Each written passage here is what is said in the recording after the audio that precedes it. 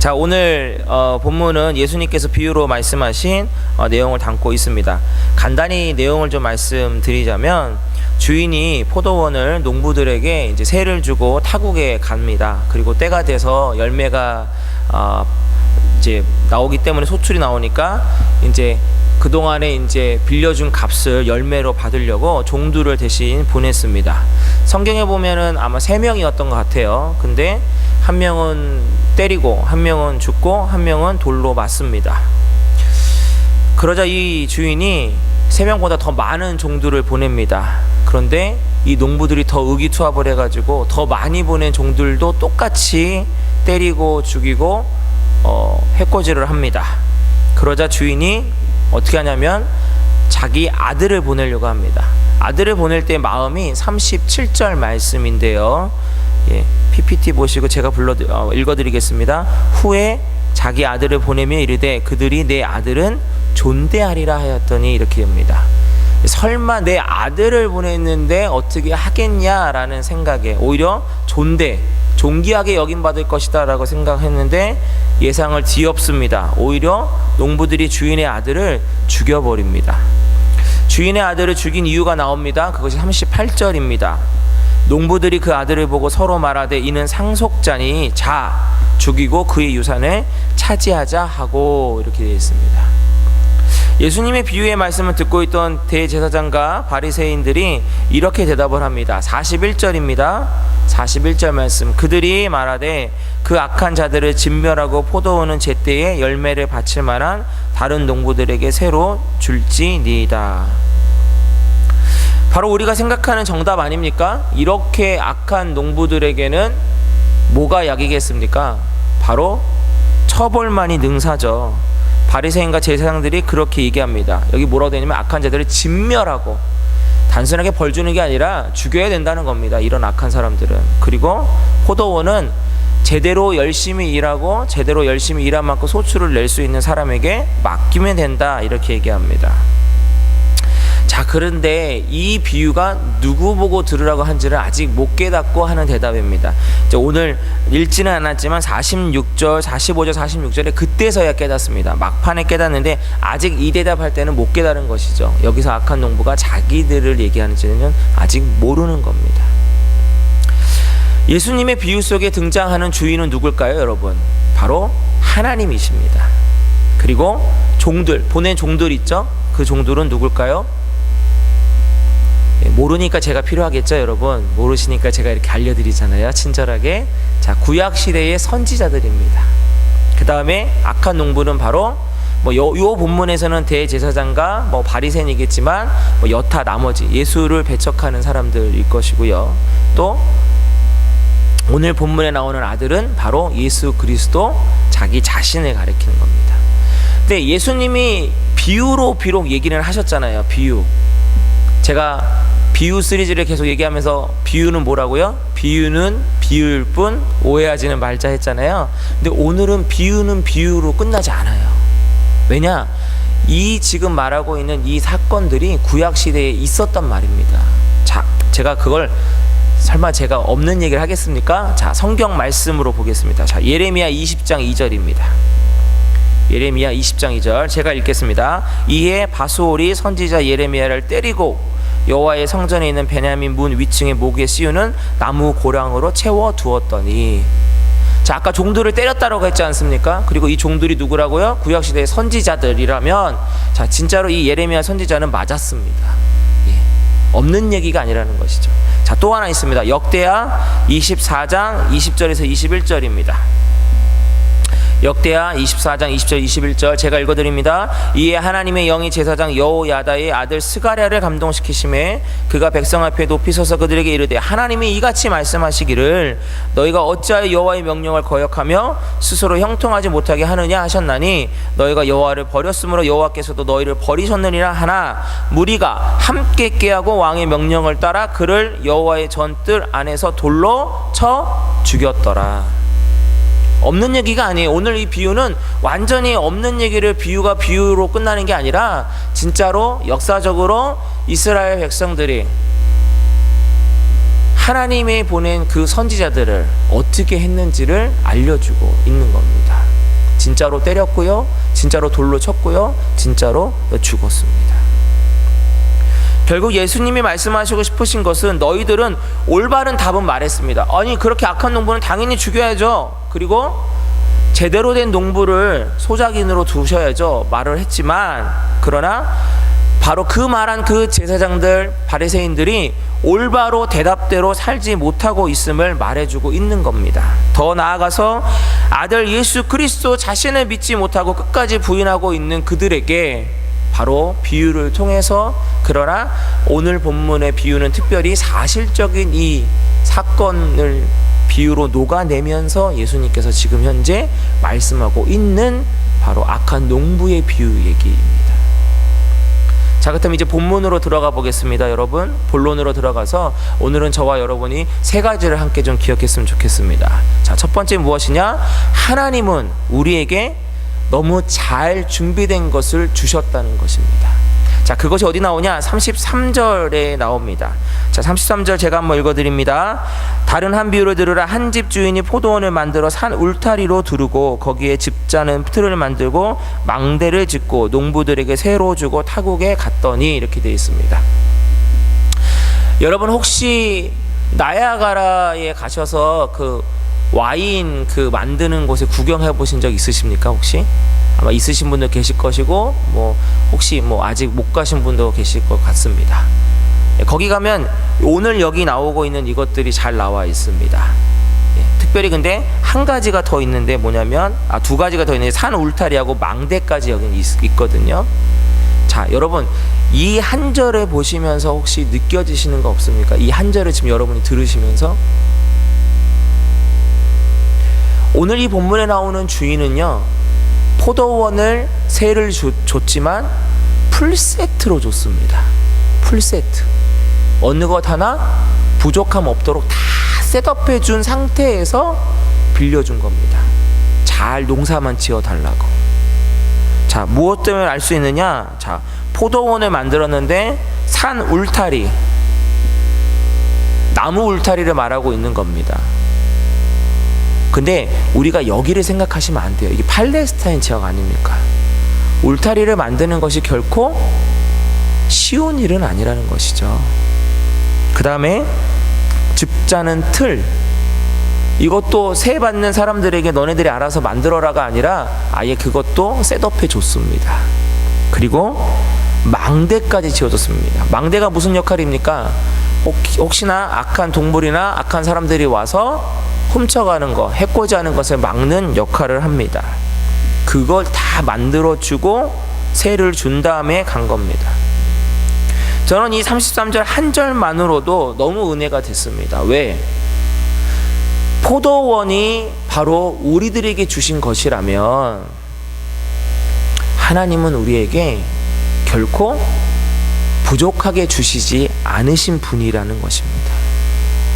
그런데 우리는 항상 어떡함을 느끼며 사십니까? 하나님이 다 주셨다라는 것을 잘 모르고 감사하지 못하고 살 때가 너무나도 많다라는 것입니다.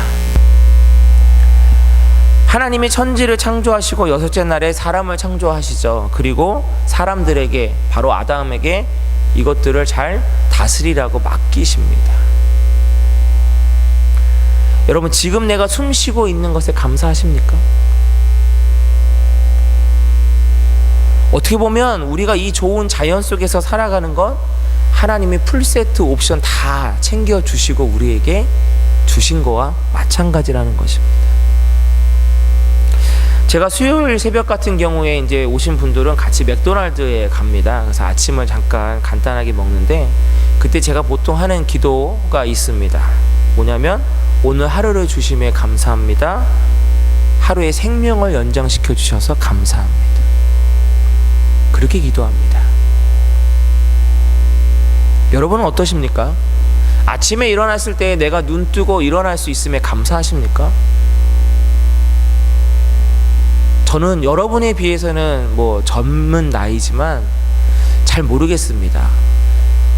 전도사 때부터 하도 장례식 같은데 또 병원 신방을 많이 다녀서 그런지 저는 항상 갈 때마다 내가 건강함에, 내가 아침에 눈뜸에 감사하는 습관을 20대부터 갖고 있었습니다. 병원에 갈 때마다 느낍니다. 장례식장에 갈 때마다 느낍니다. 아, 내가 하나님이 살려주시니까 살고 있는 거고. 믿는 우리들은 그저 하루하루가 아무 의미 없는 날들이 아닙니다.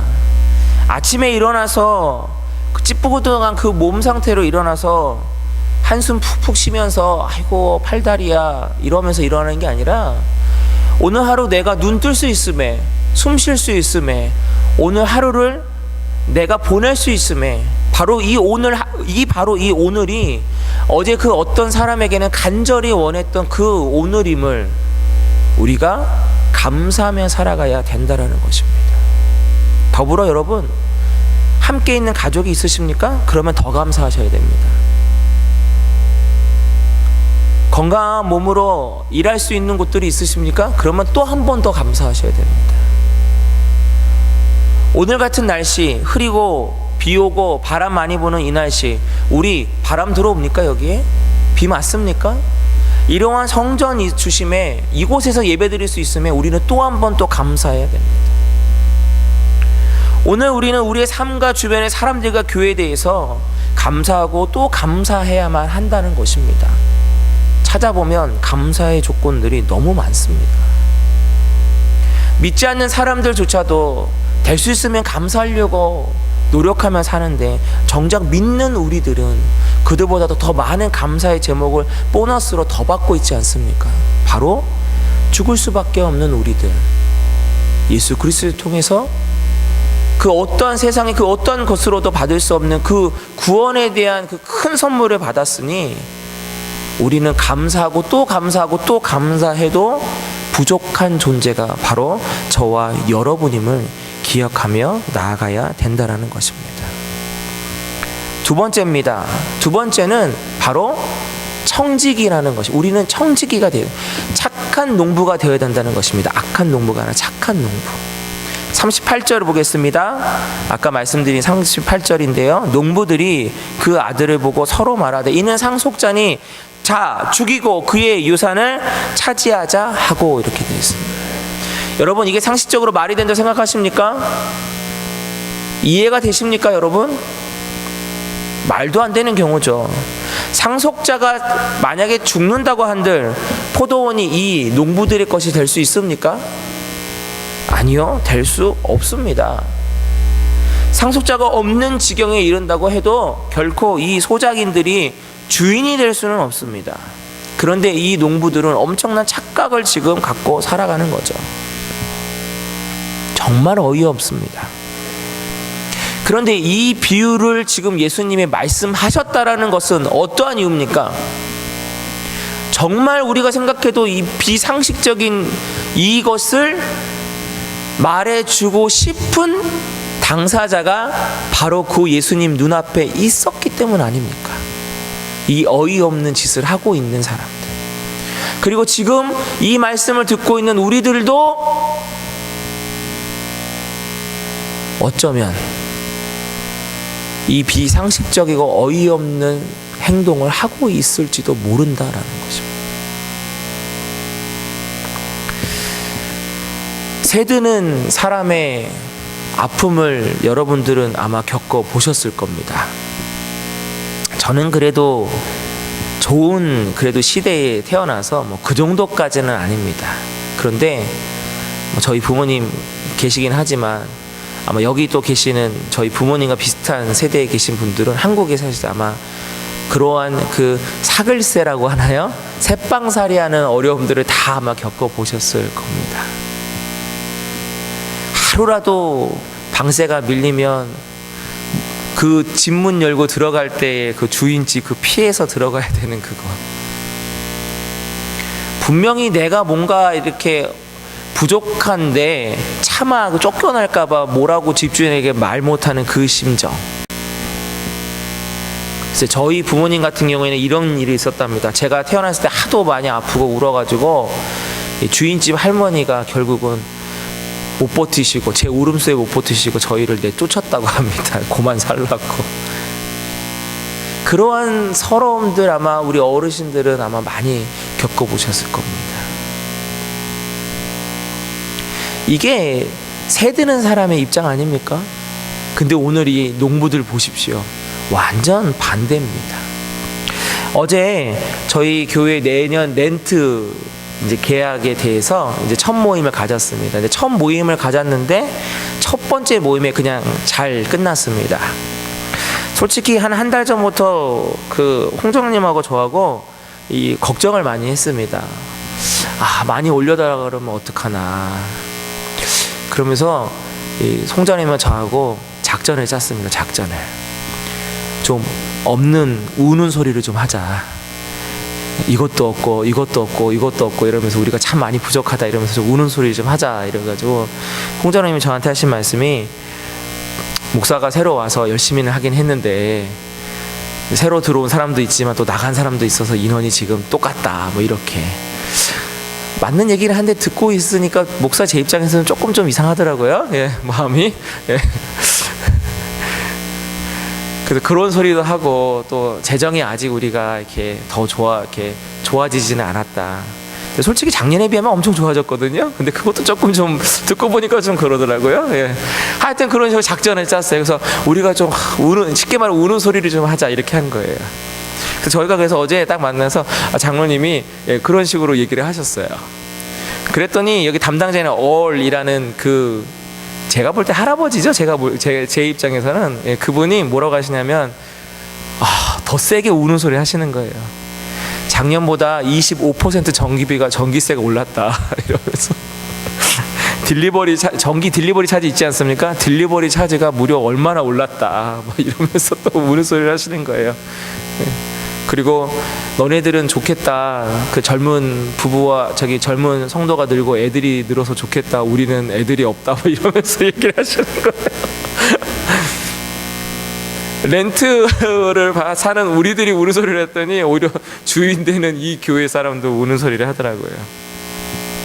그러면서 피아노를 조율을 위에 거 5번 밑에 거 2번을 했는데 그게 2,000불이 나왔다. 그래서 너네들이 조금 좀 도와줬으면 좋겠다. 오히려 우리한테 이렇게 얘기를 하는 거예요. 같이 쓰고 있으니까 좀 같이 내자 뭐 이런 식으로 얘기하더라고요. 우리들 우는 소리를 하면서 홍전원님과 저의 작전은 무엇이었냐면 하나도 안 올리고 현재로 딱 하는 거. 그리고 그건 조금 또 아닌 것 같아서 혹시라도 올리면 50불 선에서 딱 올렸으면 좋겠다. 이제 홍자님은 저하고 이렇게 작전을 짝짜고 갔거든요. 근데 하나님이 저희들의 이 마음을 아셨나 봐요. 그래서 이제 이렇게 우는 소리를 서로 각자 막 하다가 마지막 결론으로 얼마를 올릴 생각이냐 물어봤더니 얼이라는 그분이 50불 올리겠다고 하더라고요. 할렐루야. 작전 성공했습니다. 그 내년에 딱 한 달에 50불만 올리는 걸로 그렇게 됐어요. 이게 새빵 사는 사람의 마음 아닙니까? 불안하면서 얼이 만나자고 할 때 바로 그때부터 그냥 얼마나 올라갈까나 이 마음, 이게 바로 렌트 사는 사람의 마음입니다. 근데 여러분, 오늘 본문에 나오는 이 농부들은 절대로 그런 모습이 없어요. 정당하게 세를 줘야 되는데 줄 생각도 없고 어떻게 아들이 왔는데 죽여버립니까? 그래서 악한 농부입니다. 악한 농부. 여러분, 우리가 악한 농부 아니라고 여러분 자신 있게 근데 대답할 수 있을까요? 한 가지 질문 하나 좀 드리고 싶습니다. 한번 대답해 보세요. 혹시 좀 부끄러우시면, 자신 없으시면 그냥 속으로만 대답해 보십시오, 여러분. 여러분, 하나님의 관점에서 여러분이 지금 소유하고 있는 그 모든 것들이 하나님께로부터 왔음을 여러분 고백하십니까? 속으로만 대답하세요, 속으로만. 대답은 그렇다가 돼야 되겠죠. 근데 그 고백대로 살고 계십니까? 내게 있는 모든 것들이 다 하나님께로부터 왔습니다. 근데 문제는 그렇게 살지 못하고 있는 게 문제인 것이죠. 특별히 목사라고 저희들 이 목회자도 그렇지 못합니다. 특별히 교회 세습 같은 경우에는 그건 진짜 잘못된 청지기 의식이거든요. 교회가 어떻게 자기 아들에게 물려줄 수 있는 그러한 것입니까? 하다못해 하나님 나라의 관점에서, 하나님의 입장에서, 청지기 입장이라면 내가 갖고 있는 소유조차도 아들에게 주지 않는 것이 맞거든요. 근데 어떻게 교회를 자기 아들에게 세습을 시킬 수 있습니까? 목사조차도 이러한 모습으로 살아가니 때로는 성도들은 오죽할까, 이 생각도 해보게 됩니다. 우리들이 갖고 있는 모든 것들이 주께로부터 왔음을 시인한다면 우리가 갖고 있는 모든 것들이 이 땅에 살아가는 동안에 잘 사용하고 잘 흐름을 쓰다가 아무것도 남기지 않고 아무것도 갖지 않고, 좀 더 여러분 제가 디테일하게 얘기하자면 아무것도 자녀에게 주지 않고 가는 것이 마땅한 겁니다. 여러분 잘 아시는 마이크로소프트의 빌 게이츠 잘 아시죠? 지금은 이제 일선에서 은퇴했습니다. 은퇴하고 나서 재단을 만듭니다. 그리고 그 재단이 특별하게 왜 그런 이런 CEO들이 무슨 뭐 어떠한 탈세나 이런 걸로 하는 그러한 재단이 되지 않기 위해서 엄청나게 이러한 그 감시 체제를 두고 아주 투명한 재정 상태로 하기 위해서 그러한 재단을 만들어서 사용하고 있습니다.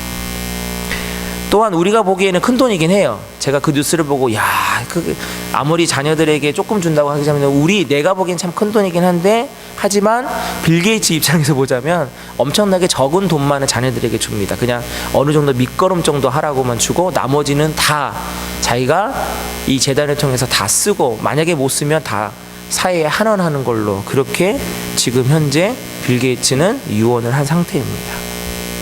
여러분 잘 아시는 워런 버핏도 마찬가지입니다. 자녀들에게 유산을 한 푼도 물려주지 않겠다고 공언했습니다.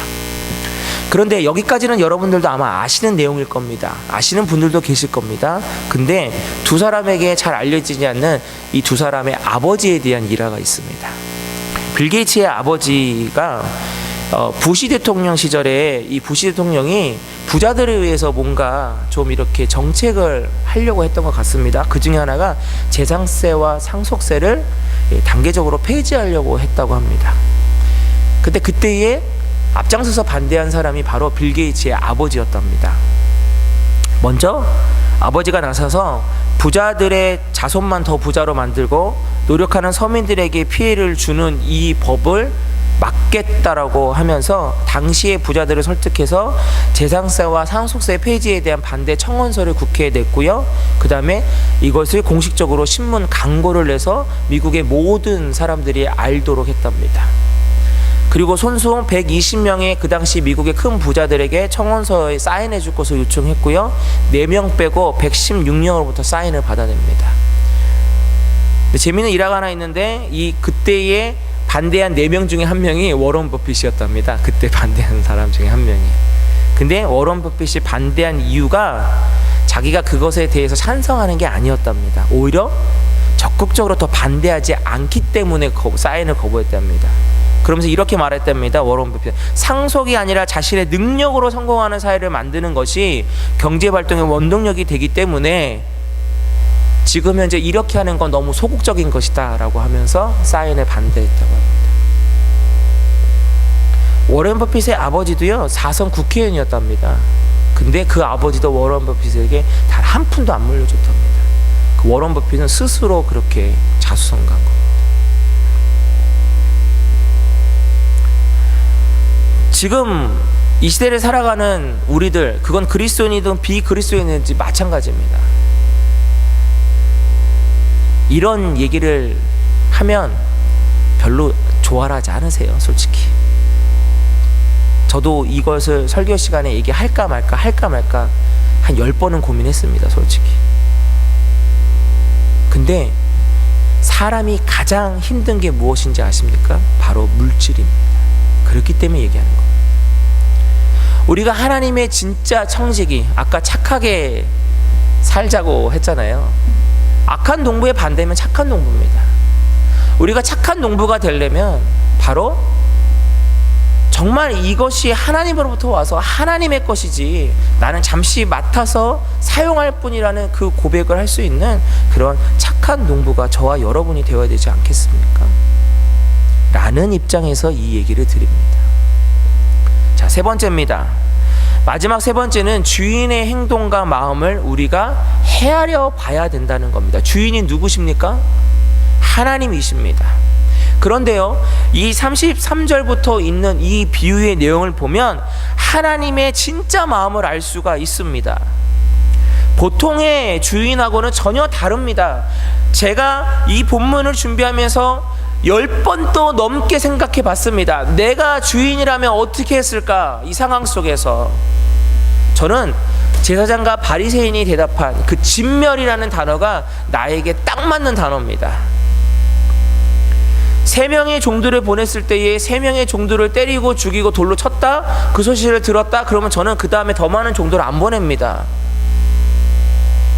왜? 나에겐 힘이 있으니까요.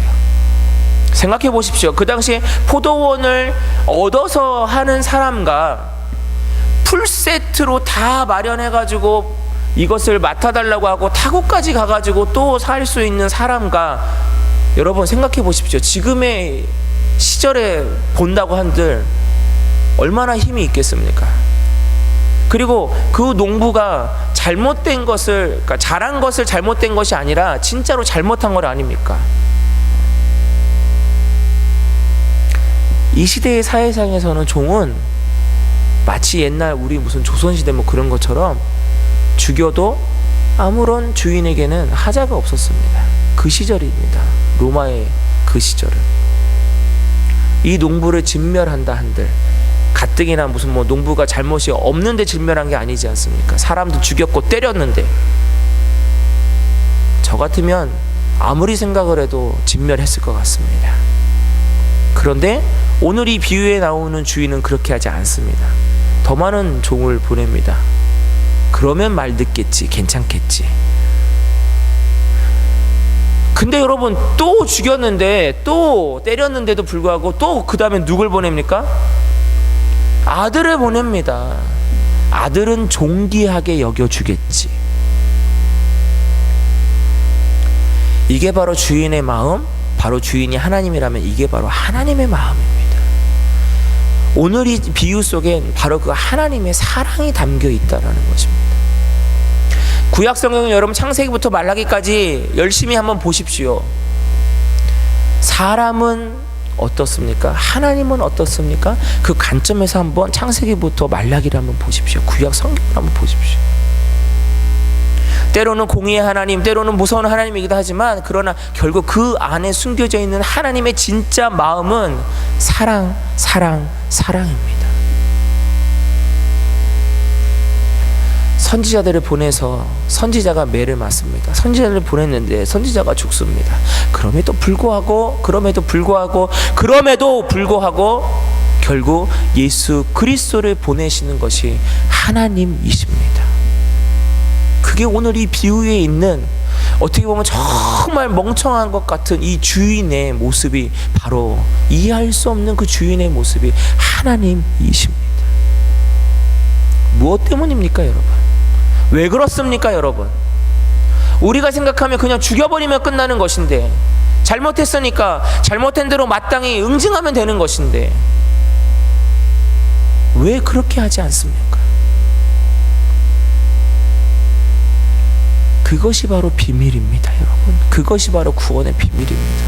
우리가 헤아릴 수 없는 것, 우리의 생각으로는 이해되지 않는 것, 그러나 하나님께서는 능히 할 수밖에 없는 것, 그게 바로 구원의 비밀이고 경륜인 것입니다. 오늘 그것을 예수님은 말씀해 주고 있는 겁니다. 끝없는 사랑. 죽어 마땅하지만, 죽여도 괜찮지만, 그러나 죽일 수 없는 바로 너희들을 향한 그 끝없는 사랑, 이것이 바로 오늘 비유에 녹아져 있는 진짜 비유의 메시지입니다. 지난주 설교에도 말씀드렸고요. 지난주 설교에도 말씀드렸습니다.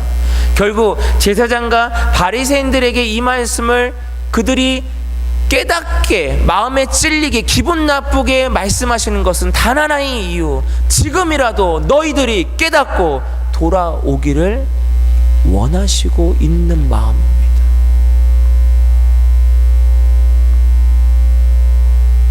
그런데 제사장과 바리새인은 못 깨닫습니다. 45절, 46절 제가 읽어드려 보겠습니다. 대제사장과 바리새인들이 예수의 비유를 듣고 자기들을 가리켜 말씀하시인 줄 알고 잡고자 하나 무리를 무서워하니 이는 그들이 예수를 선지자로 알미었다. 잡으려고 했습니다. 잡아서 어떻게든지 죽이려고 합니다. 근데 사람들, 예수님을 선지자로 알고 따르는 사람들의 눈이 무서워서 지금 현재 못했을 뿐입니다.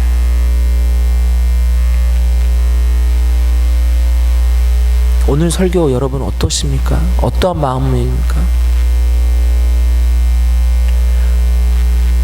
설교를 준비하는 저도 참 쉽지 않은 메시지였습니다. 듣는 여러분 어떠십니까? 그런데 마음에 찔리신다고 혹시 불편하시더라도 그거 보지 마시고 오늘의 이 비유가, 오늘의 이 메시지가, 오늘 이 예수님께서 하신 이것이 내가 돌아오기를 원하시는 그 진정한 사랑의 메시지임을 여러분 깨닫는 저와 여러분 되시기를 축원합니다. 착한 성도 되십시오. 착한 엄마, 착한 아빠 되십시오. 착한 아들, 착한 딸이 되십시오. 저는 더불어 착한 목사가 되겠습니다. 기도하겠습니다.